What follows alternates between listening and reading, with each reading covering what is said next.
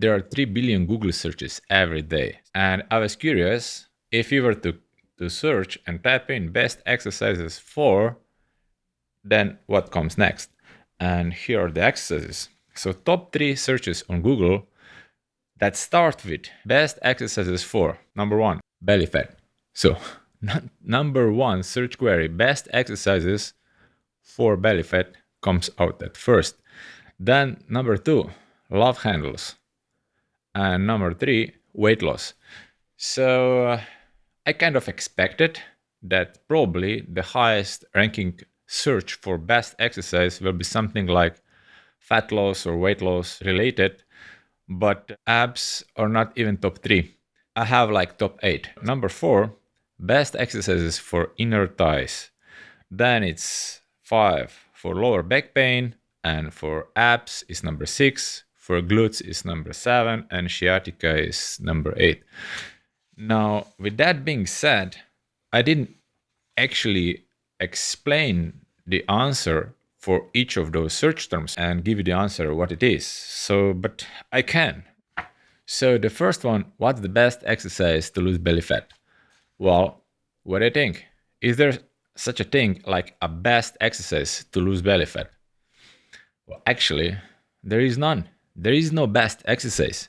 You just cannot decide I'll lose belly fat with a certain exercise. You cannot spot reduce fat anywhere. So, and that's just the reality of it, you know. If it were that simple, you wouldn't even have this problem, because you would just you would like find that exercise 100 years ago. We would all be able to burn fat exactly where it bothers us the most, and that would be at the end of it.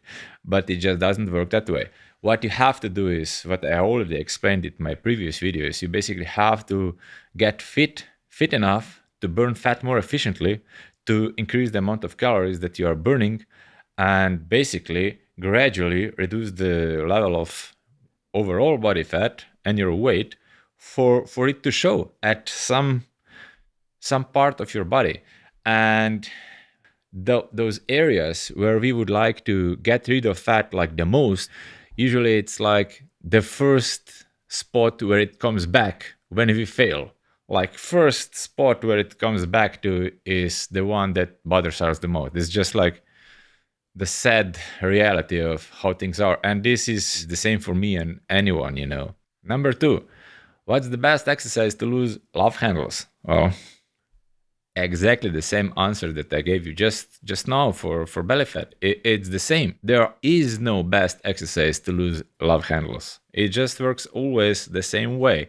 You cannot decide where you'll burn it. You can decide I'm gonna lose fat and I'm gonna burn fat. You can decide that. This is something, it is within your control and your choice. You just cannot decide to where. And the fitter you'll be, the faster the rate of fat burning will be, you know. But you can still not decide where. And then number 3, what's the best exercise to lose weight? It's like, again, this is like the same question. So you see the pattern. So people are searching for solutions, and they're basically asking the wrong questions. So instead of asking what's the best exercise to lose belly fat or love handles or lose weight, they should be asking, or you should be asking, what's the best way to get fit, like permanently, right? You see? So you just cannot hide with your head in the sand and ignore reality. There is like no fairy tale exercise, no magic shortcut that will just permanently help you solve this issue. Because in the end, those, like, let's say you set a goal, and usually it's easier to visualize, and you have like this guy or this girl or someone who you like admire or say, oh, it would be great if I would look like that. So you have like an ideal, right? And so what do you think would be the best way to get from where you are now to there, right? With some exercise No, you have to study how those people live and what do they do, what's their level of fitness and their performance, and where is your level, and are you willing to pay the price, so if you're not willing to pay the price to get to there, you're not really it's not really fair to expect to somehow cheat your way to that result. This is just not how things work. So okay, so let's say in this regard, losing weight, getting fit, and there are some other answers to questions which you might be interested in. Best exercise you can do every day. Yeah. So this is a good question. So it's a good question because it implies that you want to exercise every day. What's not that good about it is that you're asking what is the best exercise to do every day, like implying there is that's a good idea to find an exercise that you can do daily and expect some magical results. So this is not the good part about it. But still, is there some activity maybe that you could do daily, like every day from today on and for the rest of your life, and get some benefit of it? Yes, there is. And I would say there is walking, because walking is such a low impact activity. And if I translate walking to an activity, I would say just like something very easy that requires for you to move on a daily basis for a certain amount of time. And in the past, like I would say years ago, but it's now decades ago, people in general were moving a lot more. Like, we didn't use the car for every small distance to move from A to B, we just walked more. And I would say like the minimal, like at least like the lowest standard to go by is 5,000 steps per day. And I want to say 10,000 steps per day, like as a minimum. But let's say you really have a low physical condition or some other, issues to deal with, that just set your goal to 5,000. And this is really not that much, And I was never aware how much I move because those who are very fit and who train daily like they don't really consider walking like a physical activity, it's just something like breathing, you just obviously you have to move like from here to there if you want to even start something, but so years back when I got my first smartwatch, and it's obviously a great fitness tracker that measures how much you move without you even thinking about it. It's like 100 meters there, then a few steps there, and all that like combined. And when I'm in the gym and I walk around with clients, or even if I go up the stairs, down the stairs, and all that, you never move a lot at once, but throughout the day it adds up. And what I found out that I gain like 8,000 to 12,000 steps per day, even on those days where I thought like I didn't do anything. Like I just went to the gym and did some work there with others. And, obviously if I were lifting weights and doing a hard session there, I didn't really walk a lot there, because I was lifting weights. But still, throughout the day, like with those just daily tasks, I managed to like add 8,000 to 12,000 steps per day. And this is without any running, This is like on a day when I wouldn't run, because I run like 3 times per week on average.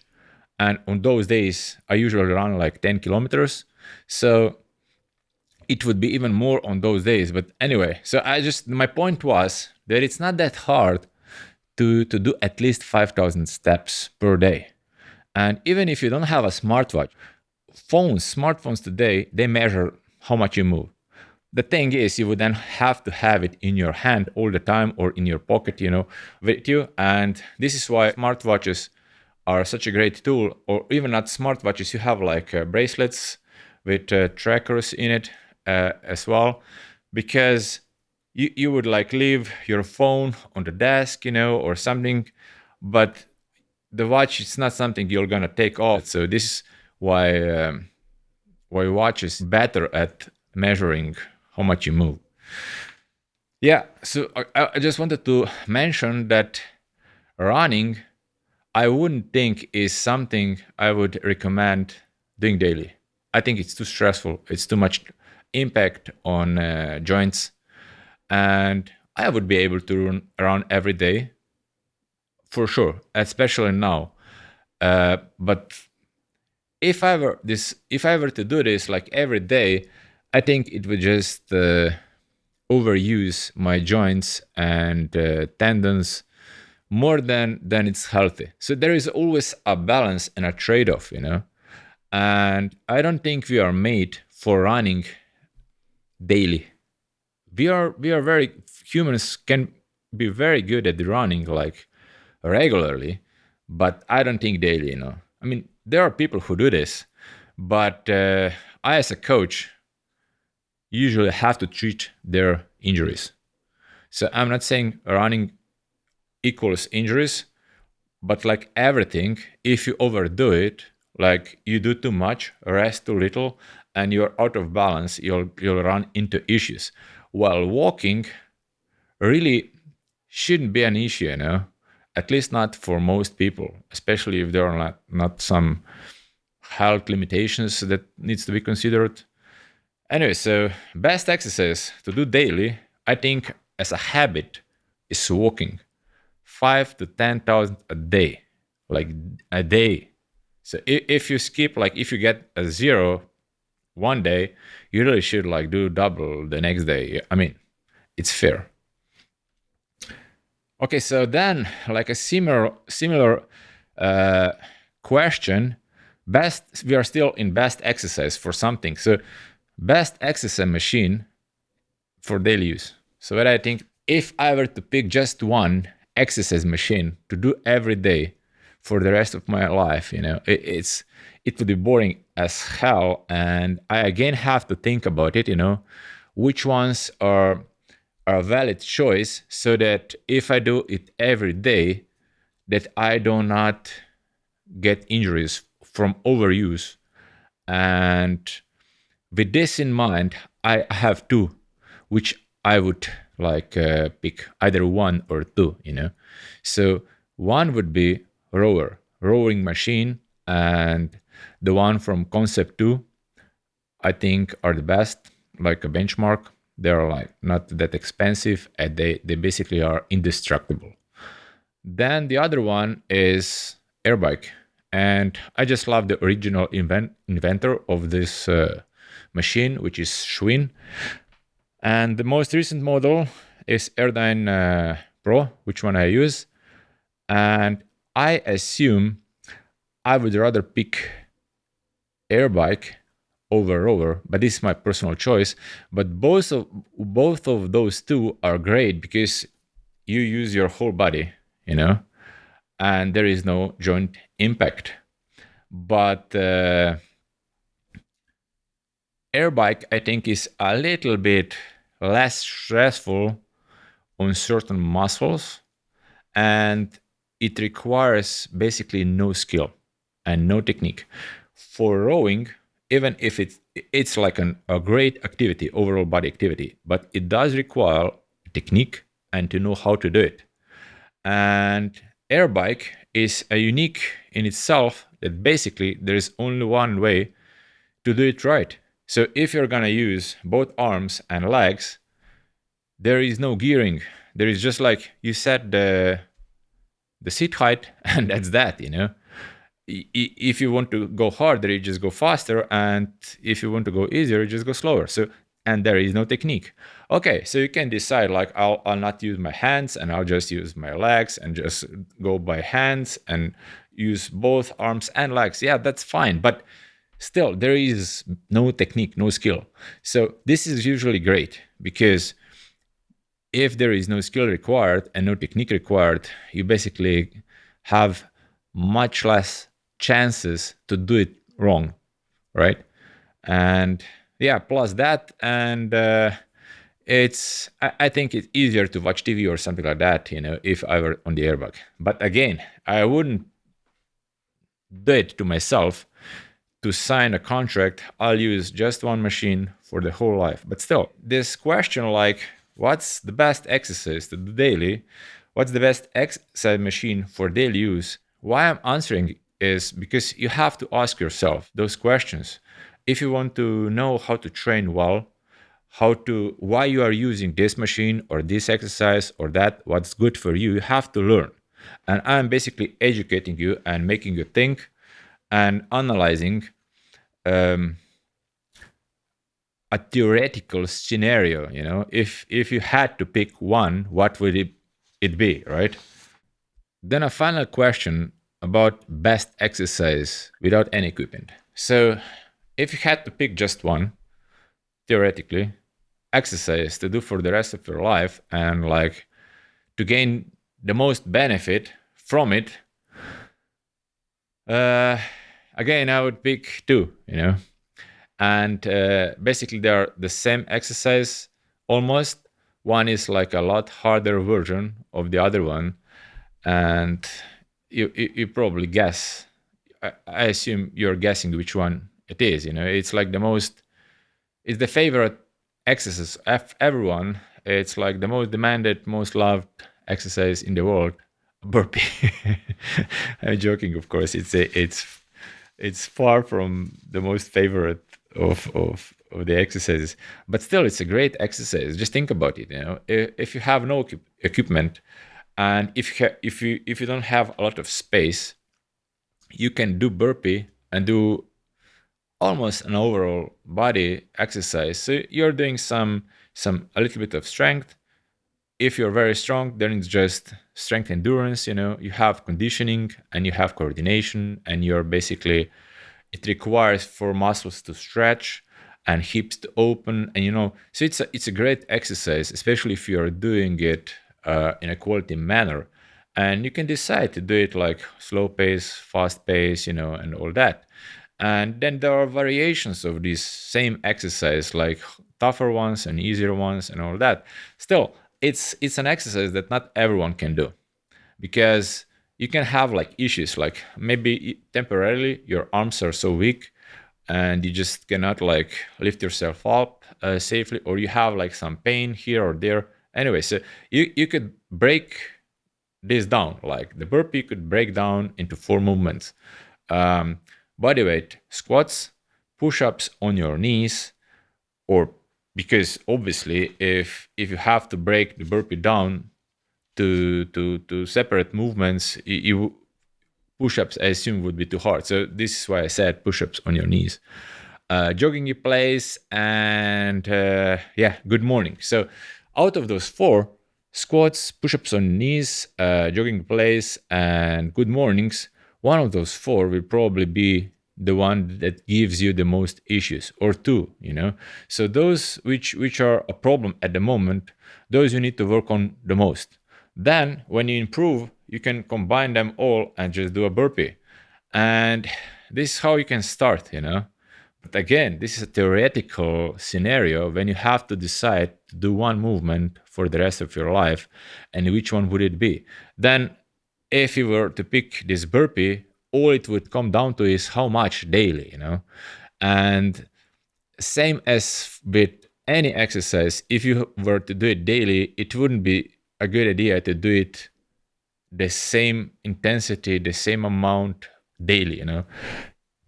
You would have to like split your week smartly. Like I have like hard session, long session, short session, very easy session. So basically you have to balance it out, so that once you draw the line, you have, okay, I had some amount of hard things, and then those other days were easy enough that when it all sums up, it was not that bad, over the week. But I still did enough of those hard sessions that I could get the benefit of improving my fitness. So, and I said there are 2 exercises which I could imagine being like great to do it all in one and do it on a daily basis. And for me, it would be burpee pull up. So basically, what I would add to a regular burpee is when I jump up, I would like grab the bar and just pull myself up. And this would be then be a very, very complete exercise, because it's not just that you have to pull yourself up with upper body strength, but it's also how high you set the bar. You maybe need to jump higher, and then there is the jumping down. There is also a landing impact, and if you do enough reps, even though jumps up and down, even if you discount the pull-ups themselves, they do some additional stress on your legs. Anyway, so I would pick this one, but I'm probably an anomaly.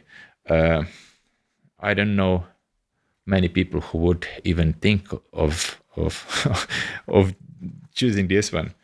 Yeah, so those are like some thoughts about best exercises for what you guys are seeking. So I gave you the answers most people seek in Google. And then instead of you needing to go to Google and find some clickbaits and lies, how you can magically lose love handles or fat belly, or weight, like in the easiest way possible, I gave you some reality check and just gave you the truth, because we don't have enough of it, especially today. Just think about it. So what sounds better? If I were to say reduce reduce fat in 5 minutes a day with these 3 simple exercises. Yeah, obviously this sounds like a great title, and who wouldn't want to click on that, right? Because it would be great. So if just imagine if this would actually work, I would actually do those 5 minutes a day and only those 3 simple exercises. Why not?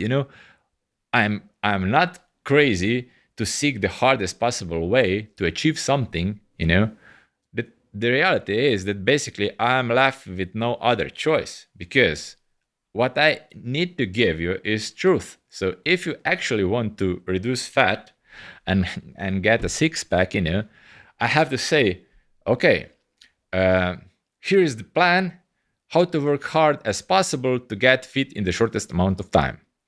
And yeah, so it doesn't sound appealing, at least probably not to most people. Those who are seeking challenges, they think, okay, let's check if this is really hard, or if I'm training harder. But every other person would probably think, oh yeah, I'm gonna click on that one. 5 minutes easy with these three simple exercises a day. But if you're actually wondering how to learn more about how to burn fat more efficiently, and even maybe interested in some workout template, how to start with, I actually have recorded a few videos just so that I don't mess the title. So one is 4 best exercises for perfect abs. And this is not a clickbait I said 4 best exercises. I didn't say 4 ab exercises for perfect abs. So I said 4 best exercises. So which ones I think are best, most effective if you want to get the outcome of having great abs. So they will not directly reduce fat on abs, but they will shorten the amount of time, and they will give you the most bang for your buck, investment on time, if you include those in your workout plan. Then the second video is how to burn fat faster. And this is actually, so basically I'm talking how I'm doing it. I'm explaining my daily habits, and I'm even giving you an example, my morning routine, and why I'm doing it. Then there are also some supplement facts, some nutritional facts, like some simple daily hacks that you can use to improve the amount of fat you are burning without really suffering.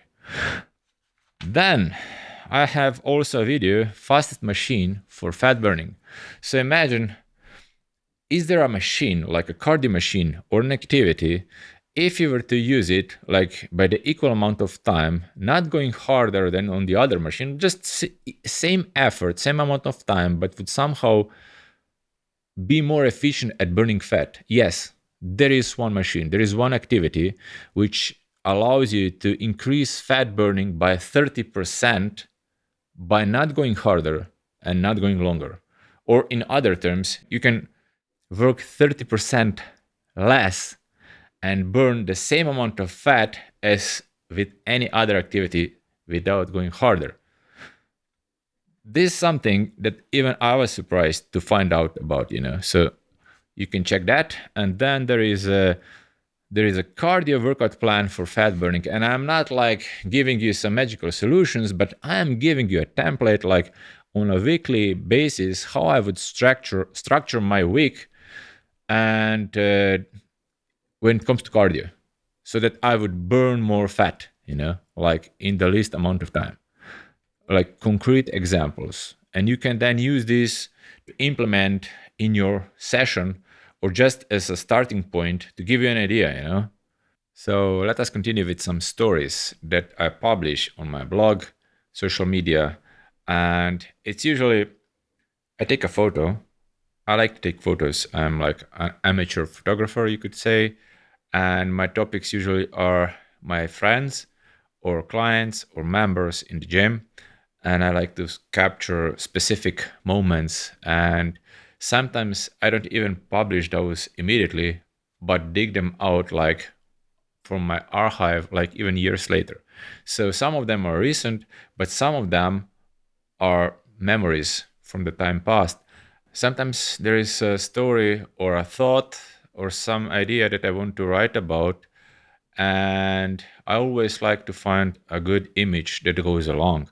And at that time, I usually go through my old archive, dig through the images, and trying to find the right one. So here's what we'll do. So I'll read something I wrote under an image of my very, very good friend Miha, and I titled this short article Overcoming.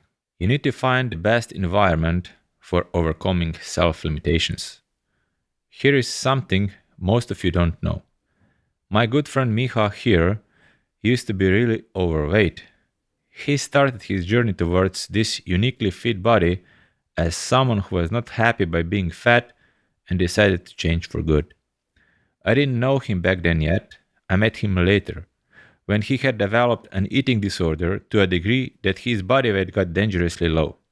Little did I know back then that he will become one of my most loyal training partners and best of friends. Long story short, Miha achieved something next to impossible. He managed to overcome being obese, then overcome anorexia, to finally become a role model for anyone who can recognize genuine fitness. He remains as such well over a decade later, fit and ready at any time you meet him. Just look at the image. And this is just one of him. I have many of him, which are awesome. He's just like extraordinarily fit guy. And it would be easy to assume that he was just always like that, or just he had it easy, or he might maybe just started working out and he's young and all that, and he just looks like that. But imagine, he started off as an obese child, a kid. He was obese as a child in young years and younger years, and then he started to lose weight, and he didn't know how to do it in a healthy way, but he still managed to lose the weight. But unfortunately, that led him down the other path. So going from obese, he went into very, very light, very skinny. He went into anorexia, and this is an issue and another dangerous issue. And I basically, our paths crossed when he was starting his journey out of that anorexia, And this is so long ago that even I forgot about it. And I was trying to write something in this topic that I posted under the image, like how many people imagine that we all have it easy, and we were basically like we are fit, like since always. And I was trying to remember who do I know who made an extraordinary journey, and Miha didn't come to mind like easily. I basically forgot. He's been like this like for the past 10 or 12 years since I know him, and I basically forgot that he used to be obese, and then anorexic, because I got so used to him being fit that I don't remember him being otherwise. So I just wanted to show how you can really not tell, and you cannot assume it's only hard for you and it's somehow easier for others. Now that you know, and if you take another look at this image, you can imagine that probably being like this and for years and remaining like this is now a joke. You have to like train hard, and then take into account that he had obesity to fight with as a child, as a young kid, and then anorexia, and then get to that. See? So now it's much easier to understand that it is a struggle. And do not assume you have it somehow unfair or harder just because someone else somehow managed to do something like he did without you even knowing the whole story behind it. You see? This is, I wanted to have an image to talk about, and a real life example that I know to share this story, because I cannot post myself as an example, because basically they always tell me, oh, it's easy for you because you are so disciplined, or because you are like a mental case, or because you just enjoy suffering, or something silly like this, or yeah. So I'm not a good example. And even if you go for the past 30 years back, you'll always find me fit. And even if you would go further there, I was just like a skinny athletic kid. And even further back, I was like always, I was never fat. I was, so I always just gradually got more athletic and gained some muscle, but I never had to overcome something like my friend Micha. So I'm not a good example, even though I train hard as I can, so often. But people cannot relate with me because they just consider me like a machine or a robot, and it's somehow easy for me, even though it's not. So this is why I got this image, just to show you that it is not easy, because you can relate. For him it was not easy. You cannot with me, but we are from a certain point onwards, once you pass that initial stage, that those first few steps, like you lost your weight, now you want to get really fit, you want to look athletic, and past a certain point, we are all in the same struggle, because to just improve a little bit, you don't need, you have to work a lot more than just a little. So you see, it's like this. It's a curve. Like first you work a little, you improve a little. You work a lot, you improve a lot. Then after a certain point, you improve only a little, but you work a lot. And if you want to improve even a little further, it's like this a proportionate amount of effort and time needed to just take it a little bit further.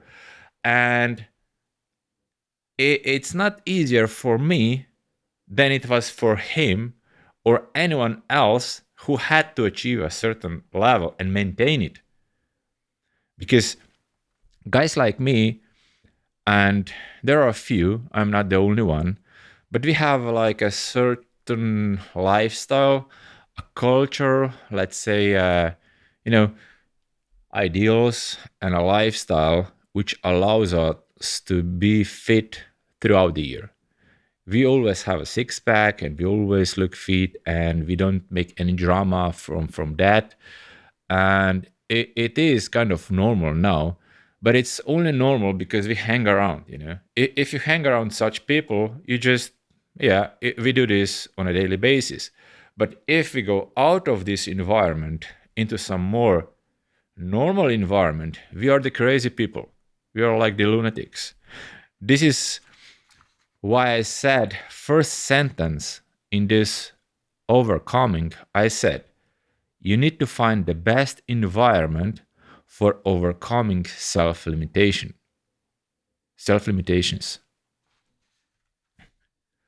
Environment is the key. Who you hang around with influences greatly how far can you take it, you see. So if you're the only one who is trying to be better in an environment when this is not valued or encouraged, you just don't have a lot of chance. This is one thing. Then if everyone is already has lower standards than you and you're trying to improve, you're again in the wrong environment. Ideally for me, I would get in an environment when I'm the worst, like where everyone is better. This would motivate me greatly to learn and to be better. I would be basically a student and they would be my teachers. And I would be trying to learn and emulate from those who know better. And this is not what majority does. Majority somehow feels undervalued or unappreciated if they are surrounded with more successful people or with those who can do more.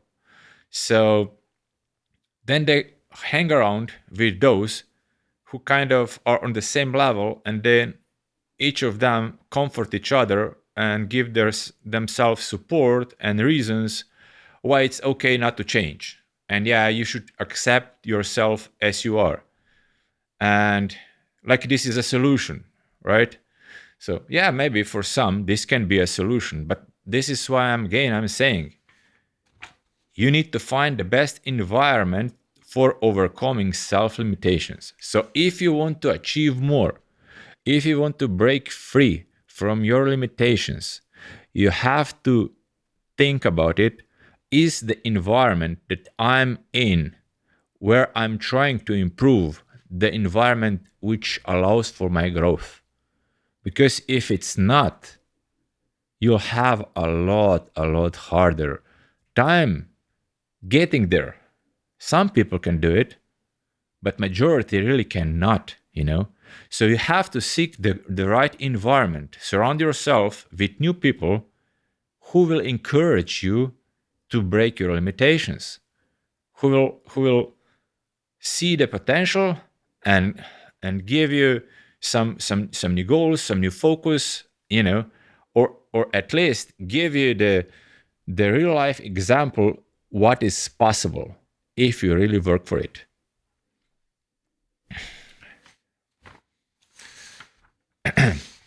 Let's look another one, and this is a photo of me, and is from last year, and it was like a few days after I turned 47, which I'm still 47. I'm gonna be 48 like in September.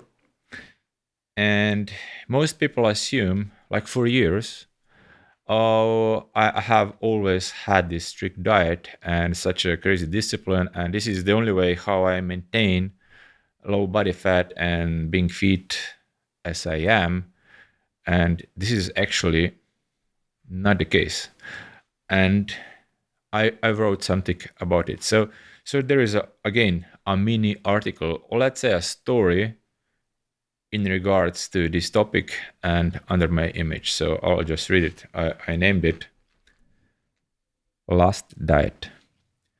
An interesting milestone silently passed for me this summer. It has now been over 2 decades since I was last on any type of diet. Yes, you read that right. 20 years ago, I decided to take all the knowledge and experience which I acquired in some previous 10 years of studying nutrition both in theoretical as practical application. This would mean that when I was about 17 years old, I started to approach this area more systematically. The higher you climb the ladder of knowledge, the more complicated everything gets. How to plan for optimal nutrition, being armed with precision weight scale and searching for perfect numbers and ratios in for given goal scenario. All of this is time consuming, stressful, complicated. Yes, if you master it, it can give you the best possible results. The problem is what I already mentioned. There is a price to pay for it and to maintain such a bleeding edge lifestyle. It occurred to me that it makes little to no sense to go through such trouble unless you are genuinely trying to be the best in the world. Now, while I'll admit to being guilty of seeking perfection in much of what I do, I decided to chase my goals differently. Suddenly, my goals became how to achieve above average fitness results with as simple approach to nutrition as possible. Learn to make optimal nutrition choices by trusting my instincts, past experience, and basic common sense. Enjoy good food, practicing healthy measure of all, eating what my body needs first, what it craves second, and ultimately programming my mind to crave that which my body actually needs most of the time. I stand here looking more or less the same as for the last 30 years, stating that for the past 20 years I absolutely do not diet, yet somehow manage to maintain a low body fat all year long. There is not a lot of difference between my winter and my summer form, maybe 1.5 to 2 kilos at most. I am not trying to teach you nothing here, merely provoke you to question the way you do things day after day, while not being satisfied with your outcome. Not to stride far from the main reason why I made this post today. Plainly speaking, I just wanted to say that I am not a proponent of diets, do not follow any nutritional trend, never weigh my food, calculate, analyze, or track my meals via some app or otherwise. So I am saying I have been 20 years without a diet. Now, this doesn't mean that I can eat anything and just be like that. No, it's how to simplify your life by smart food choices, life hacks, and just listening to your body and finding the balance between healthy food choices, optimal nutrition intake, daily physical activity, and type of activity. So it's what comes to me like a second nature, and I just do it automatically. It's like it's a product of living a certain lifestyle for a long time before I was able to understand how to not diet. So while it may be simple for me today to say I am not on any diet, and I haven't been on a diet for almost 21 years, it's it took me a long time to learn and understand how to behave and what choices to make in regards to nutrition and my training to get the results that I have. It's not that obvious to no one, and it wasn't even for me. It took some time. So I was a student of nutrition, like I was really calculating everything to decimal and measuring everything in grams. Basically like I was obsessed with it.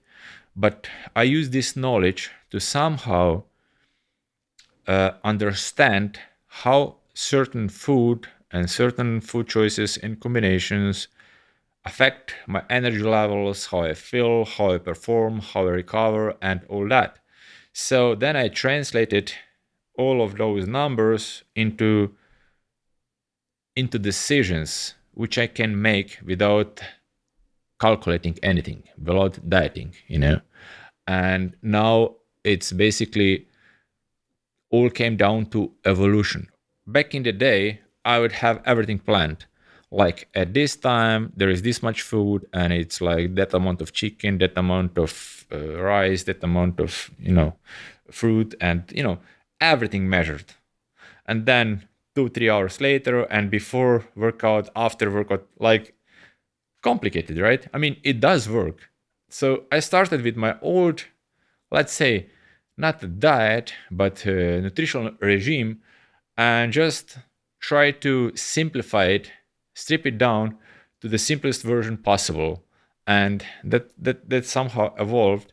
It's been almost 21 years now since I was last time on any diet, and it doesn't really feel like it was that long. Still, all the knowledge that I gained before I went down that path basically helped me a lot.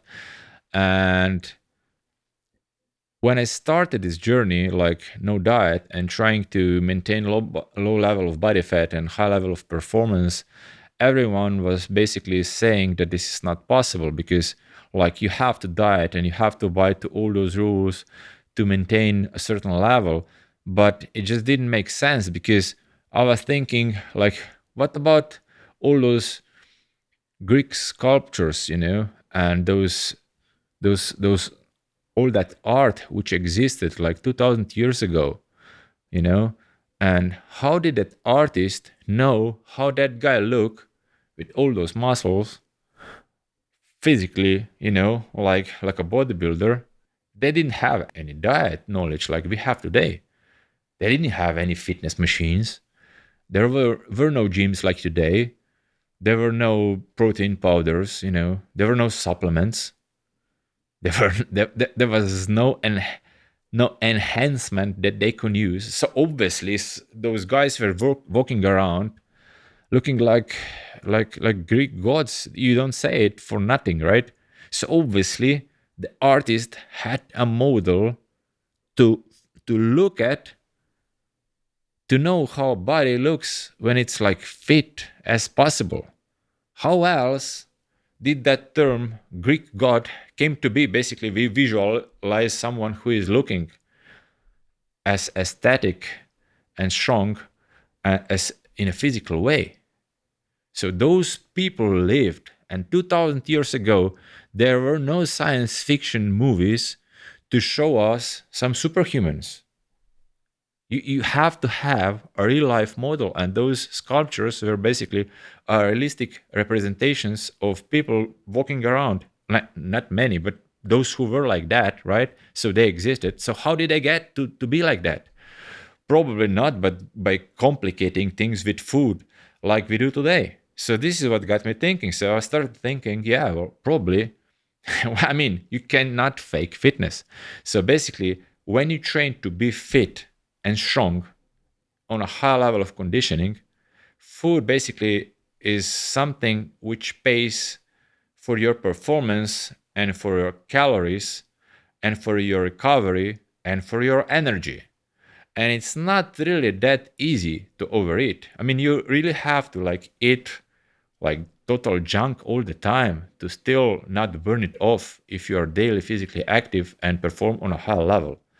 So when you remember that the image that I showed you before of my friend Miha, and now if you look at me, and there are plenty of other images that you'll get to know on my channel, it's always the same thing.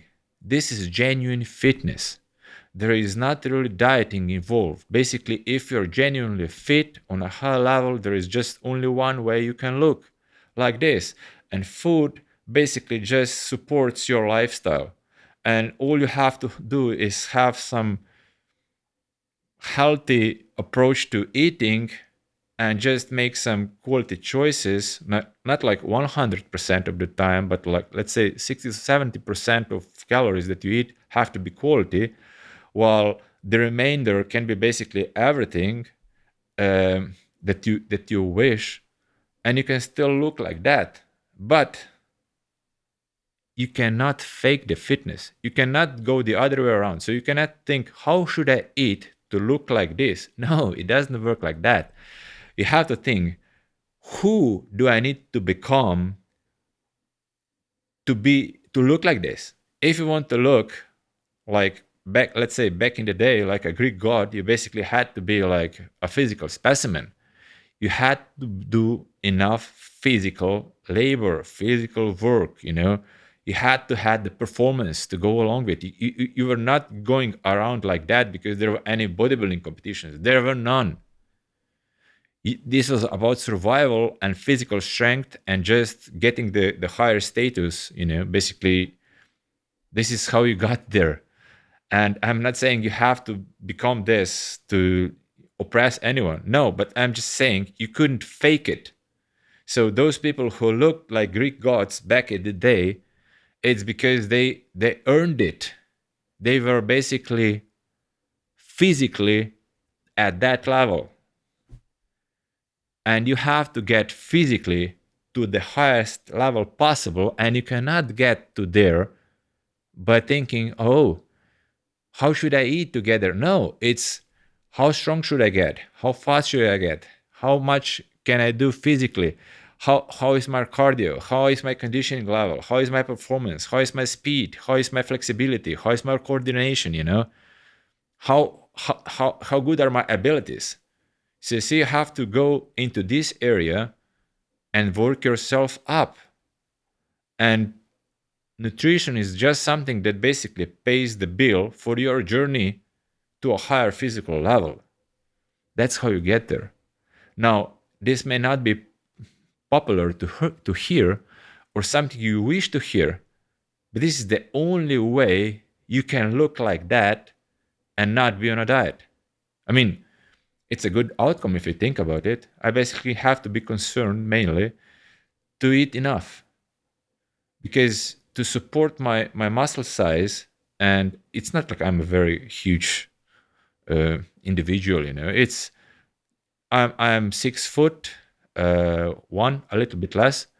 It's 184 centimeters, and usually my body weight is between 88 to 90 kilos.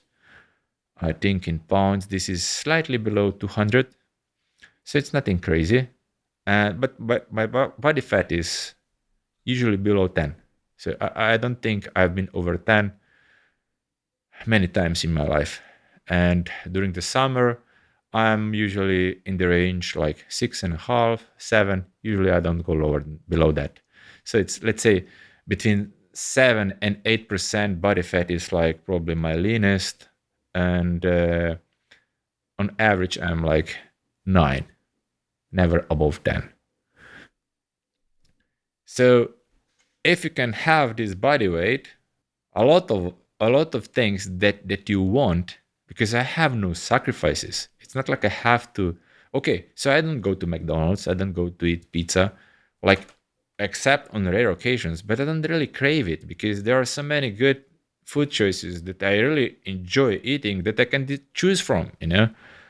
But I do eat like sugar, not like I'm gonna go and eat the whole bar of chocolate, like the whole. No, I'll take like one line and eat it, or after a session, I'll get an ice cream if I want to, like during the summer, but I'm not gonna do that before I go to bed. So anyway, it's just like when, and just maintaining a healthy measure, because if you can eat close to 4,000 calories a day, like I do, like 3,800 to 4,000 is for maintenance.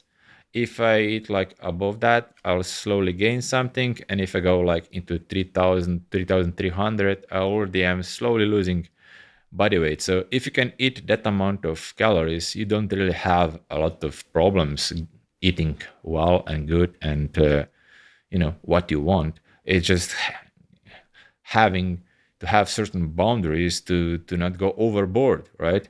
So this is what I'm talking about. I don't need a diet, so I don't have much sacrifices when it comes to food, just smart choices and some good eating habits. But the main thing for me is workout and session and performance and maintaining a certain level of physical abilities. You cannot fake it. So that's the only way I know how to be like that without diet. There is no other way. If you go the other way, and this is the fitness industry, and it's if you're gonna count calories and measure all the macros and abide to certain diets or this regime or that regime, Yes, it works, but it's always, assume that you're sacrificing the performance, or you're not really interested in performance, because those who are training to perform, they are not thinking about food the same way. They are using food to basically recover better, to have the energy, and to do a better workout. While those who are concerned with how they look and body fat level, or just losing weight, they don't think about such things. Usually not. And because food is usually their comfort, and what they think they have to sacrifice, this is their biggest struggle. But their biggest struggle is not working out to a degree as an athlete would. You have to become more like an athlete to be an athlete. You cannot wish to be one without doing the work. It just does not work. It's insanity. I have one more story left for today, and this one is titled Harder for Me, Never for Thee. How hard you find things matters not. How hard it is for others matters even less. When was the last time you were motivated by someone who had it easy in life? All the great stories ever written, from old fashioned love stories to sci fi hero epics, needed one magic ingredient, always so easy to find: suffering, hardship, injustice, incredible, if not impossible, odds to succeed for any story to be great. Yet, here you are complaining things being unfair. How it is harder for you, easier for others. Compared to the great stories which inspire us, very few of us have ever experienced it hard to a degree that it would inspire a great story. Let us assume, for the sake of argument, that the odds you face really are incredibly unfair and you are not being a drama queen. If you really have it that much harder than others, I absolutely want you to succeed more than anything. If it were a movie, though, you, the main character, would never know how many you inspired by your journey. All of us would recall how you faced your challenges, so we would better overcome ours. Your hardship would be our comfort, your failures would be our inspiration, and your victories would bring us joy. Now, let me ask you again: how hard do you really have it in life? How unfair are the odds? How impossible would your chances be if your life would be a movie? Why is it again that you believe things should be easier for you, and who would be inspired by your actions when facing hardship? Remember, it is the journey which matters. Start your journey today. What I just read to you is how many would describe nowadays toxic masculinity. And I absolutely do not agree with it, because I believe the opposite is true. I believe that whoever basically thinks this overcoming hardship, trying to be better, and just going through life in a way that it would inspire others requires strength, mental strength, physical strength, and it's just not something easy to come by. How many people do actually inspire others to be better? Not many. And to then say this is toxic, well, so if you strip this away, so what's then? What's the alternative? Try to hide away from all the challenges, run into a safe space and cry about things being unfair. But who will get inspired by that? It's basically just showing how to hide away from a solution because you do not like the solution.